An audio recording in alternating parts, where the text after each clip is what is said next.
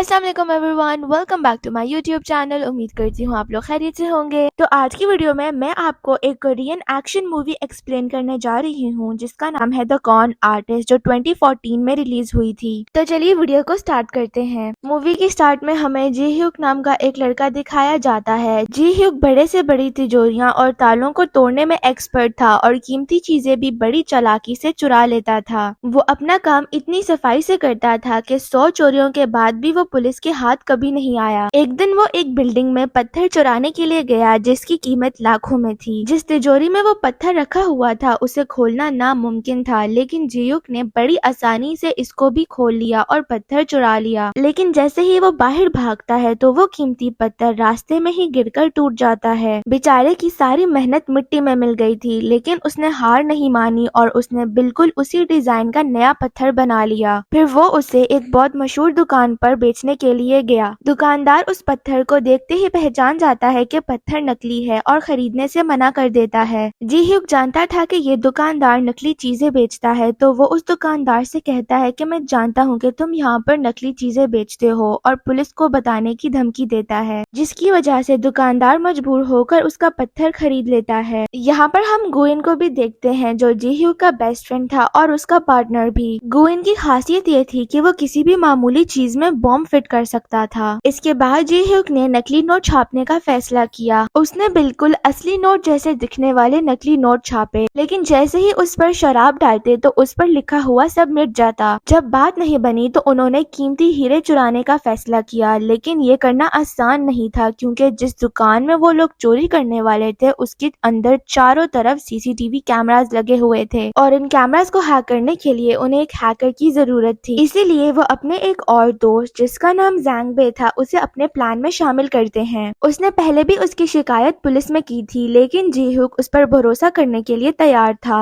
इसी दौरान वो युनहा नाम की एक लड़की से मिलता है जो जी ह्यूक की तरह ऐसे कामों में माहिर थी। वो दोनों काफी अच्छे दोस्त बन गए थे। जब ये लोग बाहर घूमने के लिए जाते हैं तो जी ह्यूक उसके गले में एक लॉकेट देखता है और उसको बताता है कि इस लॉकेट की कीमत बहुत ज्यादा है और ये बहुत कीमती है। युनहा बताती है कि ये उसे उसके फादर ने तोहफे में दिया था। उसके बाद वो दोनों एक ज्वेलरी शॉप में उस लॉकेट को चेक करवाने के लिए जाते हैं, जहाँ पर वो लेडी उनको बताती है कि ये बहुत कीमती है और इसकी कीमत लाखों में है। तभी जी ह्यूक छुपके से एक बैग को टेबल के नीचे रख देता है। फिर वो दूसरी दुकान में इसी लॉकेट का पता करवाने के लिए जाते हैं। असल में ये वही दुकान होती है जहाँ पर उन्होंने चोरी करनी थी। जी ह्यूक यहाँ पर हर चीज को ऑब्जर्व करता है और हिसाब लगाता है कि यहाँ पर कितने कमरे हैं और कितने कैमरे। वापस जाते हुए वो युनहा को बताता है कि उनके पास सिर्फ 10 मिनट हैं चोरी को पूरा करने के लिए। अब चोरी वाले दिन जी ह्यूक ने जो बैग टेबल के नीचे रखा था उसे धुआं निकलने लगता है। तभी सारे गार्ड्स वहाँ चेक करने के लिए आ जाते हैं और जैंग बे सारे कैमरास और अलार्म सिस्टम को हैक कर लेता है ताकि गार्ड्स को चोरी के बारे में कानो कान खबर ना हो। लेकिन जितना टाइम उन्होंने सोचा था उससे पहले ही गार्ड्स वापस आ जाते हैं। गो इन गाड़ी की शीशे तोड़कर उनका ध्यान भटकाता है। दूसरी तरफ जी ह्यूक सारे हीरे चुरा कर भाग जाता है। अगले दिन जब हीरों के मालिक चो को चोरी के बारे में पता चलता है तो उसे बहुत गुस्सा आता है, लेकिन वो उन चोरों के काम से इम्प्रेस भी हो गया था क्योंकि उन्होंने काम इतनी चालाकी और सफाई से किया कि अपने खिलाफ उन्होंने एक सबूत भी नहीं छोड़ा। जो असल में एक बहुत बड़ा बिजनेसमैन और गैंगस्टर था। उसने बहुत से लोगों की जान ली थी और अब वो एक बहुत बड़ी चोरी करने वाला था, जिसके लिए उसे ऐसे ही शातिर चोरों की तलाश थी। उसने बहुत से चोरों और तिजोरी खोलने वालों का टेस्ट किया, लेकिन कोई भी उसके काम का नहीं था। फिर जो फैसला करता है कि वो उन चोरों को ढूंढेगा जिन्होंने उसके हीरे चुराए थे। जो के आदमी जी ह्यूक और उसके दोस्तों को हर जगह ढूंढते हैं और आखिर में उनको उनके ठिकाने का पता चल ही जाता है। जो उनसे मिलने के लिए जाता है और उन्हें कहता है कि तुम्हें मेरे लिए चोरी करनी होगी, जिसके बदले में मैं तुम सबको उसका 5% दूंगा। अब वो तीनों ये चोरी करने के लिए मान जाते हैं क्योंकि अगर वो मना करेंगे तो चो उनकी फैमिली को मार देगा। जो बताता है कि 150 करोड़ से भरा हुआ शिप आने वाला है और जहाँ पर ये शिप आकर रुकेगा वहाँ पर दुनिया का सबसे बेहतरीन सिक्योरिटी सिस्टम है। जो उन्हें वहाँ जाने के लिए टिकट्स भी देता है। फिर हम जी hyuk को देखते हैं जो चोरी के प्लान में लग जाता है क्योंकि ये उसकी सबसे बड़ी चोरी होने वाली थी। दूसरी तरफ जो जैंगबे को बुलाता है और उसे पैसों की लालच देकर जी hyuk पर नजर रखने के लिए कहता है क्योंकि उसे डर था कि कहीं जी hyuk उसे धोखा ना दे दे। दूसरी तरफ पुलिस हीरो के चोरों को पकड़ने की कोशिश कर रही थी और फिर पुलिस को पता चल जाता है कि उस दुकान में बैग जी hyuk ने रखा था। पुलिस जी hyuk के घर का पता लगाकर वहां पहुंच जाते हैं और उन्हें जी hyuk की अगली चोरी के बारे में पता चल जाता है और ये भी पता चलता है कि वो चोर जैसे बहुत बड़े गैंगस्टर के साथ मिला हुआ है। अगले सीन में हम देखते हैं कि जी hyuk और उसके दोस्त उस पोर्ट पर पहुंच गए थे जहां पर वो पैसों से भरा शिप आने वाला था। जैंगबे वहां के सारे सिक्योरिटी सिस्टम को हैक कर लेता है। जी hyuk वहां पर अपने दोस्तों से कहता है कि क्यों ना हम सारे पैसे चुरा कर अपने पास ही रख लें। ये सारी बातें जैंगबे जाकर चो को बता देता है। चो को ये सुनकर बहुत गुस्सा आता है लेकिन वो जी hyuk को कुछ भी नहीं करता क्योंकि उसे उसकी जरूरत थी। फिर जी hyuk युनहा से मिलने के लिए जाता है लेकिन वो उससे बहुत नाराज होती है क्योंकि वो कई दिनों से उससे मिलने के लिए नहीं आया था। यहाँ पर जी hyuk युनहा को बताता है कि युनहा के डैड ही जी hyuk के मास्टर थे और उन्होंने ही उसे चोरी करना सिखाई। युनहा के डैड एक सिंपल जिंदगी गुजारना चाहते थे लेकिन उनका बिजनेस पार्टनर जो कि चो था उसने उनको मार दिया। युनहा इस बात पर यकीन नहीं करती और वहाँ से चली जाती है लेकिन रास्ते में ही चो के आदमी उसे किडनैप कर लेते हैं ताकि जी hyuk उनके साथ कोई चालाकी ना कर सके। चोरी के दिन सारे पोर्ट में बड़ी आसानी से घुस जाते हैं और चोर धमाका करके सारे सिक्योरिटी गार्ड्स का ध्यान भटका देता है। मौका देखकर जैंगबे ने सिक्योरिटी सिस्टम हैक कर लिया और वहाँ के लोगों ने कहा कि सिस्टम में कोई मसला आ गया है जिसे ठीक करने में 40 मिनट लग सकते हैं।